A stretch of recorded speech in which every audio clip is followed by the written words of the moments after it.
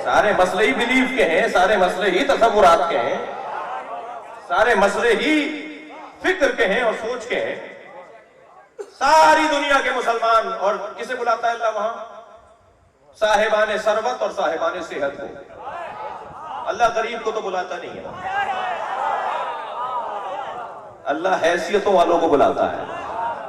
साहिबाने सरवत और साहिबाने सेहत, जिनके पैरों में दम नहीं है उन्हें नहीं बुलाता अल्लाह, जिनके यहां तवानाई नहीं है अल्लाह उन्हें नहीं बुलाता। बदन मजबूत होना चाहिए, सेहत पूरी होनी चाहिए, पैसा भी पूरा होना चाहिए, तब आ जाओ मक्के में हज करने के लिए। अल्लाह साहिबाने सेहत को और साहिबाने सरवत को अल्लाह बुलाता है, इसलिए कि सारा बिगाड़ भी इन्हीं दो लोगों की वजह से है। सारा बिगाड़ भी पैसे वालों की वजह से है और सेहतमंद लोगों की वजह से है।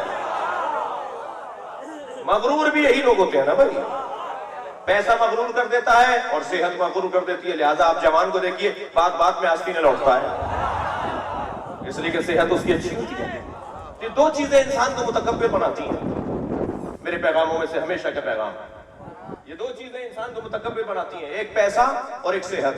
अल्लाह ने इन दोनों चीजों को रखने वाले को मक्के बुला लिया, मदीने बुला लिया, मिना बुला लिया, मुज़दलिफा बुला लिया। मेरे साथ पाकिस्तान के एक, उस वक्त के, अब से 6 साल पहले की बात कर रहा हूँ, उस वक्त के एक विफाकी वजीर थे, हज की बात कर रहा हूँ, हज पर एक विफाकी वजीर हमारे साथ थे। मुज़दलिफा में वो कंकरियां चल रहे थे, बैठे हुए हमारे काफिले में थे। मैं उनके बराबर में जाके बैठा, मैंने कहा कैसा लग रहा है? तो जमीन पर खाक पर बैठे हुए कंकरियां बीन रहे थे शैतानों को मारने के लिए। तो मैंने उनके बराबर में जाके कहा, मैंने कहा कैसा लग रहा है? कहने लगे अल्लाह नाक रगड़वा रहा है, जलील कर रहा है अल्लाह में। गौर कर रहे हैं,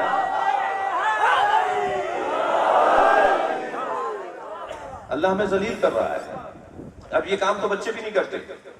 वो फरमाने लगे ये काम तो बच्चे भी नहीं करते कि मट्टी में बैठ के खेलें।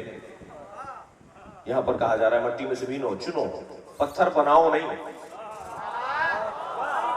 भाई एक जुमला सुन लीजिए, बात आ गई है तो। शैतानों को अल्लाह आप सबको मक्का ले जाए, शैतानों को मारने के लिए अल्लाह आप सबको मक्के ले जाए।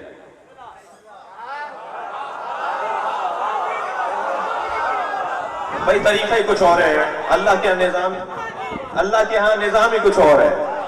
काले पत्थर को बोसा देना है, गोरे पत्थरों को पत्थर मारना है। खबरदार रंग पर मत जाना, निस्बत पर जाना। किसकी किससे निस्बत है? काले पत्थर की निस्बत अल्लाह से है और वो गोरे पत्थरों की निस्बत शैतान से है। तो अल्लाह आप सबको मक्का मदीना ले जाए और आपको हज और उम्रे की तौफीक नसीब हो। अल्हम्दुलिल्लाह आज 9 मरतबा हज और उम्रे की तौफीक हमें नसीब रही। तो वहां आप जब जाते हैं तो जो कंकरियां बीनते हैं ना आप, तो कंकरियां ढूंढनी है, बनानी नहीं है। एक बड़ा पत्थर ले लीजिए, एक दूसरे बड़े पत्थर से उसको टुकड़े टुकड़े करके कंकरियां बना लीजिए। रमी जमरा बातिल। अगर आपने कंकर बनाए, अगर वहां किसी पत्थर को तोड़कर छोटे छोटे कंकर बनाए, कंकर की जो निसाब है वो आपकी उंगली के पोरवे के बराबर होना चाहिए। जो उंगली का पोरवा है ना, जो उंगली का बंद है, इतना बड़ा कंकर होना चाहिए। एक बड़ा पत्थर लेकर आप कंकर बना लें तोड़ तोड़ कर और जाके मारे रमी जमरा। वो जो शैतानों को कंकर मारे जाते हैं वो बातिल है, काबिल कबूल नहीं है। आपने मनासिक हज पूरा नहीं किया, आपका हज बातिल। क्यों? इसलिए कि शैतान को मारने के लिए जो चीज आपको इस्तेमाल करनी है वो आपके हाथ का बनाया हुआ नहीं होना चाहिए।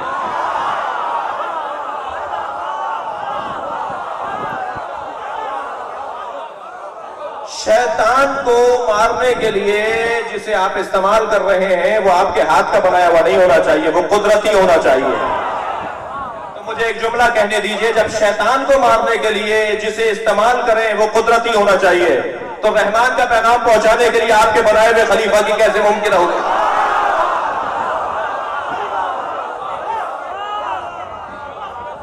आपको वही निजाम इस्तेमाल करना है जो अल्लाह का बनाया हुआ हो। और फरमाए, नहीं समझ में आता लोगों को हमारा मातम, हमारी अज़ादारी, हमारे काले कपड़े, बहुत सारी बातें कहने लगे। तुम्हारी बातें तो समझ में नहीं आती। ये क्या बात हुई कि जब आपके ज़ुहूर होगा, आपका ज़ुहूर होगा तो आपकी उम्र 40 साल की होगी, या तो कहो कि अभी आपकी विलादत नहीं हुई, 40 साल पहले ही होगी, आप तो कह रहे हो 1150 साल से अलाजल अलाजल अलाजल। हमने कहा नहीं, 1150 साल के हैं मगर 40 साल पे उम्र रुकी हुई है। कहने लगे ये नहीं होता, जैसे अभी कहा था कि ये नहीं होता कि बच्चे की विलादत हो और मां नमाज पढ़े। कहने लगे ये नहीं होता। हमने कहा सबसे ज्यादा यही होता है। ये होता है कि कभी कि कोई अर्श इलाही पर पहुंच जाए, सिदरतुल मुंतहा पर पहुंच जाए और बिस्तर भी गर्म रहे, वापस भी आ जाए, बिस्तर भी गर्म रहे, जंजीरें दर भी हिलती रहे, वुजू का पानी भी बहता रहे, वो इतनी बड़ी सैर करके वापस आ जाए। कभी ऐसा होता है? कभी ऐसा नहीं होता। मगर ऐसा हुआ तो ये एक दफा सरकार मेराज में तो नहीं गए। अल्लामा मजलिसी ने 180 मेराजें लिखी है नबी की, 180 मेराजें की है नबी ने। ये जो सरकारी दौरा था वो एक ही था, वो जो ऑफिशियल सफर था ना, वो सरकार का वो था जिसे कुरान में जिक्र किया गया है। वरना नबी के लिए जब चाहे चले जाएं। जिसे शायर ने 2 मिसरों में कहा है कि एक शब्द का जिक्र क्या है जाने वाले अर्श पर, तेरी सारी जिंदगी मेराज ही मेराज है। जब नबी चाहे चले जाएं। नबी की ये कमाल नहीं है कि नबी मेराज पर गए, कमाल ये है नबी जमीन पर रहे। नबी का सबसे बड़ा कमाल यह है कि वहां वाले यहां रहे। और फरमाया ये काम समझ में आता है आपको? कुरान कह रहा है कि हम लेकर गए अपने बंदे को, लेकिन लोगों को समझ में नहीं आता कि इतना लंबा सफर किया। पहले आसमानों पर किस किस से मिले, दूसरे पे किस किस से मिले। मोटी किताब तैयार हो जाती है नबी की हदीस मेराज पर, जो नबी ने बयान किया है कि मैं किस किस से मिलता गया। और एक जगह नबी ने देखा कि अली खड़े हैं, तो जिब्रील से पूछा कि ये अली मेरे यहाँ कहां, मैं तो नीचे छोड़ कर आया हूं। तो जिब्रील ने उन्हें इशारा किया, वो करीब आया, कहा तुम अली हो? कहा नहीं, अली जैसा हो। जब अल्लाह ने अली को दुनिया में भेज दिया था तो फरिश्तों ने कहा था अब अली की ज़ियारत से महरूम हो गए, तो अल्लाह ने एक फरिश्ता खल्क किया था अली की शक्ल का, ताकि अर्श वाले अली की ज़ियारत करते रहे। और फरमाने ये ज़िम्नन बात हो गई। इतना लंबा सफर करके आए हैं मगर सरकारे दो जहां यहां पर एक मर्तबा बिस्तर गर्म है। ये तो नहीं होता कभी, ये नहीं होता, वो नहीं होता। ये कब होता है कि किसी की उम्र 1150 साल की और वो 40 साल पे उसकी उम्र रुक जाए? हमने कहा ये बहुत होता है। कहां होता है? अच्छा, बहुत सारे लोग पता है अगर तवज्जो ना करें तो उन्हें सामने की चीज नजर नहीं आती। जी, बहुत सारे लोगों को सहराओं में अल्लाह नहीं मिलता, कुछ लोगों को अपनी गर्दन के साथ अल्लाह मिल जाता है। जरूरी नहीं है, तवज्जो का मसला है। जो आईना बेचने वाला होता है ना, दुकानदार जिसकी दुकान पे आईने बिक रहे होते हैं, उसके बाल बिगड़े हुए होते हैं। जो घड़ियां बेच रहा होता है उसे को टाइम का नहीं पता होता। सारी दुनिया को घड़ियां बेच रहा है, उसे खुद नहीं पता कि टाइम क्या है। तो जरूरी नहीं है, सामने की चीजें नजर नहीं आ रही। सबसे ज्यादा होता है ये कि अल्लाह जिसकी उम्र को चाहे रोके और जिसकी उम्र को चाहे बढ़ा दे। कहने लगे नहीं होता। मैंने कहा ऐसा ही होता है। आपकी उम्र कितनी है? कहने लगे 70 साल की उम्र है। जिनसे बात हो रही थी फरमान लगे मेरी उम्र 70 साल की है। मैंने कहा जी आप मेरी गुफ्तगू के बाद जरा घर जाइए, आईने में अपना चेहरा देखिए। आपके इस एक बालिश के चेहरे पे अल्लाह ने यही मिसाल रखी है जो हम कह रहे हैं। का क्या मतलब है? मैंने कहा आप जरा 70 साल पहले दुनिया में आए थे, अपना चेहरा देखिएगा। 70 साल पहले जब आप दुनिया में आए थे तो आप सर के बाल भी मां के शिकम से लाए थे, भवों के और पलकों के बाल भी मां के शिकम से लाए थे। मगर 70 सालों में अगर आपने सर के बाल ना काटे होते तो अब तक एड़ियों तक आ गए होते। मगर आज तक आपने अपने भवों के बाल नहीं काटे। उम्रें दोनों की एक है, मगर एक की उम्र बढ़ रही है, एक की उम्र रुकी हुई है।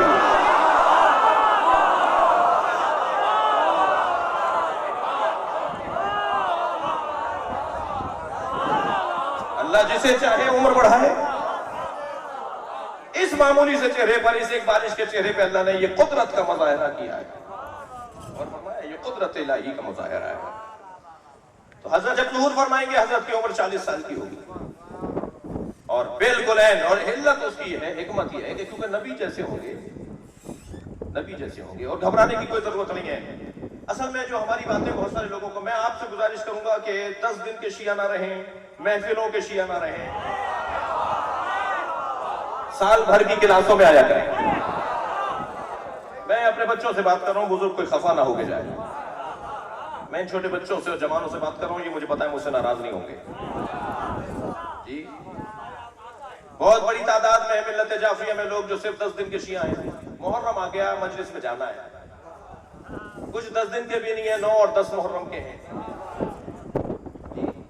हमारे पास जो कुछ है तशय्यो वो इन मजलिसों और महफिलों से है। अगर हम क्लासों में नहीं आएंगे तो मालूमात नहीं मिलेगी हमें। ये इमाम हुसैन की मदरसा है ना, इमाम हुसैन ने सन 61 हिजरी में आलमी ओपन यूनिवर्सिटी की बुनियाद रखी थी, उसका एक कैंपस ये है, उसकी एक क्लास यहाँ हो रही है। इससे बेहतर कोई मदरसा, कोई स्कूल, कोई यूनिवर्सिटी हो सकती है जहां तालीम दी जाती हो। एक प्रोफेसर आता है, एक लेक्चरर आता है, एक दानिशमंद आता है, एक दानिश्वर आता है, वो अपनी गुफ्तगू से अपने क्लास में बैठे हुए लोगों को कुछ मालूमात देके चला जाता है। अगर मैं नहीं आऊंगा साल भर किसी महफिल में या मजलिस में तो मेरी मालूमात तो पूरी नहीं होगी। फिर जब मुखालिफ मुझसे कोई बात करेगा तो मैं कहूंगा साहब कल बताऊंगा, परसों बताऊंगा, और फिर उससे शिकस्त खाकर आ जाऊंगा। लेकिन अल्हम्दुलिल्लाह आप तमाम मजलिसों और महफिलों में शरीक रहते हैं। हमारे तो इस छोटे से बच्चे से कहीं का बड़ा मुकाबला नहीं कर सकता। अच्छा, जो लोग मजबूर होते हैं ना, वो कहते हैं खबरदार मजलिस में मत जाना। क्यों नहीं जाना भाई? हम तो तुम्हारे यहाँ भी आना चाहते हैं, आप हमारे यहाँ आइए, एक दूसरे से गुफ्तगू करें, मुलाकात करें, बर्दाश्त की फिजा बढ़ाओ। जंग आसाब की जंग है, कोई तलवार की बुनियाद पर कभी नहीं जीता,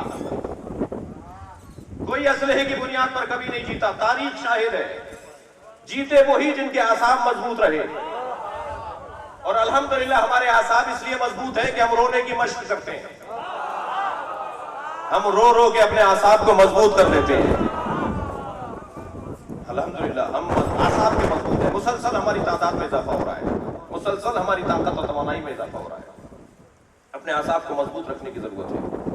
मेरे मौला अली के सामने एक दुश्मन आ गया, उसकी तलवार टूट गई, निहत्ता हो गया। अली के हाथ में जुल्फकार थी, आवाज देकर कहने लगा या अली हबली सैफक, मुझे अपनी तलवार दे दीजिए। मेरे मौला ने एक लम्हा नहीं लगाया तलवार देने में। जब अली की तलवार उसने अपने हाथ में उठाई तो तान कर अली की तरफ दौड़ा, और मौला का चेहरे का इत्मीनान बता रहा था कि मारने वाला कोई और है। तेरी क्या मजाल जो तू मुझे मारेगा? अली के वजूद का इत्मीनान बता रहा था कि कुछ और मामला है। अली के इत्मीनान को देखकर घबरा गया, रुक गया, करीब आके खड़ा हो गया, कहने लगा कोई अपने कातिल को तलवार देता है? हजरत ने फरमाया पहले कातिल था, फिर साहिल हो गया था। अली से मांगने वाला खाली हाथ नहीं जा सकता। ये जो हमारा मदरसा है, ये जिसे हम महफिल कह रहे हैं, जिसे हम मजलिस कह रहे हैं, मल्टीपल मालूमात, मुख्तलिफ ज़ावियों से मालूमात की जगह है। और इतना ज़ख़ीरा नसीब होता है, इतना बेहतरीन लेक्चर यहाँ मिल सकता है, ज़ख़ीरा इल्मी यहाँ हो सकता है और होता है। और फरमाया आपने। तो मैं गुजारिश करूंगा कि इन मालूमात को आगे बढ़ाने के लिए बरादरान ने जैसे महफिल सजाई है और हम सजाते हैं, और हर शहर में और हर जगह पर, इस सिलसिले को जितना एहतमाम से हम करेंगे, ये मत डरिए कि ये मत सोचिए कि कितना खर्चा हो रहा है इसके ऊपर। खबरदार खबरदार, मेरे मुंह से ये बात आपको अच्छी लगेगी, खबरदार इमाम हुसैन की न्याज से, अहले बैत की न्याज से और नजर से कम करके यतीम और बेवाओं के फंड्स कायम मत कीजिए। मीरपुर खास शहर के अंदर 1000 बेवाएं रहती हैं, मैंने ऐसे ही कह दिया, नहीं मालूम कितनी है। मीरपुर खास शहर के अंदर 2000 यतीम बच्चे हैं। मीरपुर खास शहर के अंदर कोई मेडिकल सेंटर नहीं है। मसलन मीरपुर खास शहर के अंदर कोई स्कूल बड़ा मयारी नहीं है। तो ये जो आप न्याज करते हैं लाखों साहब, ये जो आप न्याज करते हैं सम्मो साहब, ये जो आप न्याज करते हैं शाह साहब, जो हर साल आप 50 दे के करते हैं, इस साल 10 कीजिए, 40 के फंड पैसे फंड में डाल दीजिए ताकि स्कूल बना लें, ताकि यतीमों को दे दें, ताकि बेवाओं को दे दें। खबरदार, ये धोखे के अलावा कुछ और नहीं है। थोड़ा सा बोले, मेरे साथ बात करें, ये फरेब के अलावा कुछ और नहीं है। मेरे मुंह से आपको इसलिए ये बात अच्छी लगनी चाहिए, मैं 12 इदारे चला रहा हूं, फलाही इदारे, मुजफ्फराबाद से लेकर कराची तक 12 इदारे इस वक्त फलाही हॉस्पिटल और स्कूल चला रहा हूं। मेरे मुंह से इसलिए आपको अच्छा लगना चाहिए कि मैं मना कर रहा हूं। नहीं चाहिए हमारे अस्पतालों को इमाम हुसैन की नियाज को कम करके पैसे, नहीं चाहिए हमारे स्कूलों को इमाम हुसैन की नियाज से कम करके पैसे। आप इमाम हुसैन की नियाज पे खर्चा करते रहिए, हुसैन यतीम पाल देंगे।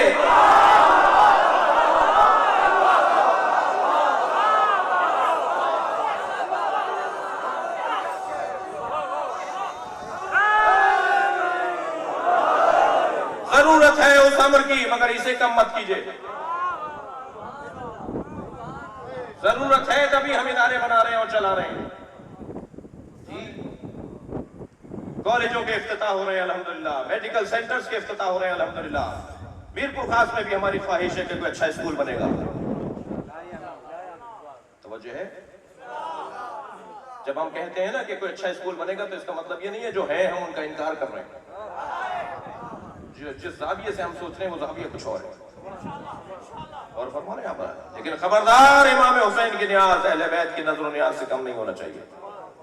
इसलिए कि जितना आप एहतमाम करेंगे ना, बहुत अच्छा लगा आते हुए मुझे, मैं पहली मर्तबा शरीक हुआ हूं, बड़ा एहतमाम है, बड़ा सजाया है इन भाइयों ने जी। जितना आप एहतमाम करेंगे तवज्जो बढ़ेगी। इमाम हुसैन की गुंबद पे सोना तो तुम्हें नजर आता है, खाना काबा का करोड़ों डॉलर का गिलाफ नजर नहीं आता।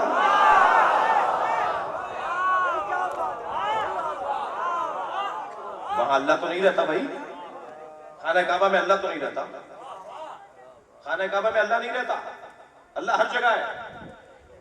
वो एक नमूना है इबादत करने का, मरकज बना दिया गया कि इस तरफ रुख करो। जैसे हजरत आदम को अल्लाह ने क़िबला बनाया था, फरिश्तों ने उन्हें सजदा किया था। हजरत आदम में तो माज़अल्लाह अल्लाह नहीं था, सारे फरिश्तों से कहा कि आदम को सजदा करो। आदम क़िबला थे उस वक्त, बैतुल मुक़द्दस मुद्दतों क़िबला रहा, उस तरफ रुख करके सब नमाज पढ़ते थे। क्या अल्लाह वहां था? खाना काबा क़िबला है, क्या अल्लाह वहां है? मरकज इबादत करार दे दिया खाना काबा को। तो जो तुम्हारा मरकज इबादत है उसको सजाओ, एहतमाम करो। जो तुम्हारा मरकज हो उसे सजाओ। और फरमाया आपने, जितना हम एहतमाम करेंगे, जितना हम खर्चा करेंगे, इतनी तवज्जो बढ़ेगी, तवज्जो बढ़ेगी। क्या हो रहा है यहाँ, लाइटिंग क्यों हो रही है? चलो देख कर आते हैं क्या हो रहा है, क्या हो रहा है। ये इतने लोग कहां जा रहे हैं, गाड़ियां कहां जा रही हैं? चलो वहां लाखों साहिबान ने जो है वो महफिल का एहतमाम किया, चलते हैं। बस अगर इतने बड़े मजमे में कोई आकर आपका दोस्त बैठ गया और वो इमाम जमाना की और आइम्मा अहले बैत की इस महफिल का एक तबर्रुक खा के चला गया। बुलाना आपका काम है, समझाना अहले बैत का काम है। जुमला दे रहा हूं आपकी मोहतरम समातों के लिए, इतनी सी टैबलेट मेरे सर का दर्द दूर कर देती है, हुसैन की नियाज असर नहीं करेगी?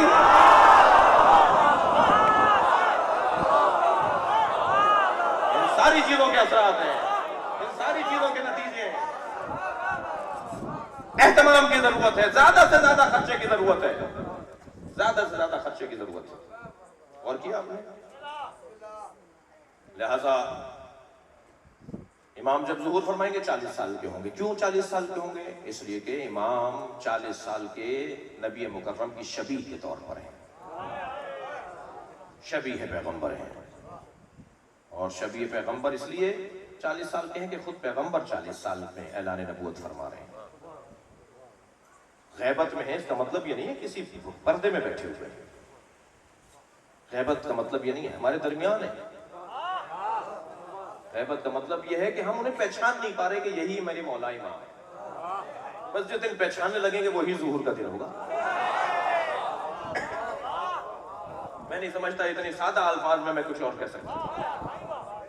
किसी खास जगह पर नहीं है, सामर्रा में नहीं है, करबला में, मदीने में नहीं है। वो जब जहां चाहे आ जाए।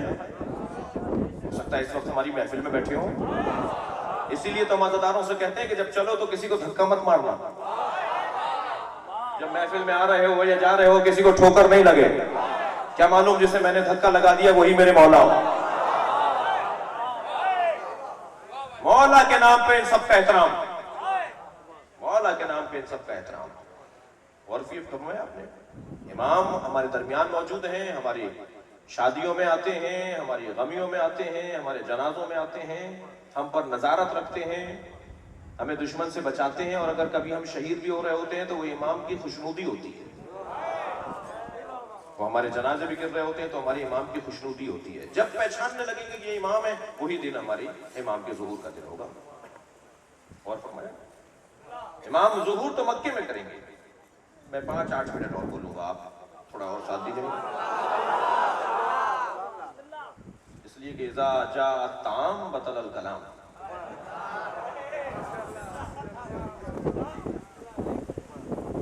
जब ताम आ जाता है तो कलाम खत्म हो जाता है। तो मैं नहीं चाह रहा कि ताम आने से के बाद मेरा कलाम खत्म हो। और फरमाया आपने इमाम हमारे दरमियान मौजूद हैं, इमाम की हम ज़ियारत करेंगे तो उसी दिन ज़ुहूर का दिन होगा। और जब इमाम मक्के में ज़ुहूर फरमाएंगे, मुल्तज़िम से टेक लगाकर ऐलान करेंगे अनल महदी।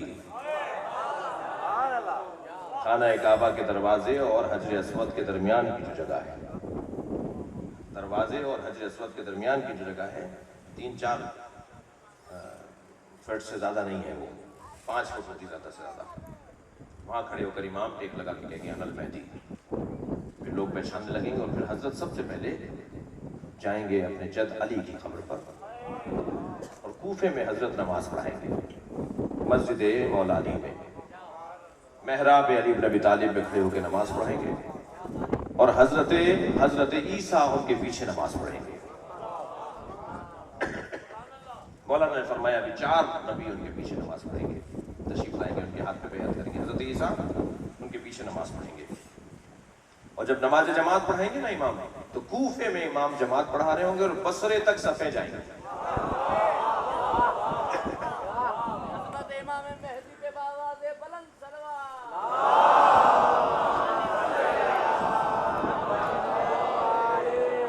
और उसके बाद हजरत जाएंगे करबला। सबसे पहला सलाम करेंगे अपने, यानी आगाज क़याम इमाम महदी करबला से, अपने जद के मजार से सुर्ख परचम उतारेंगे। इमाम हुसैन के गुंबद से वो जो सुर्ख फरेरे का परचम है वो उतारेंगे, इसलिए कि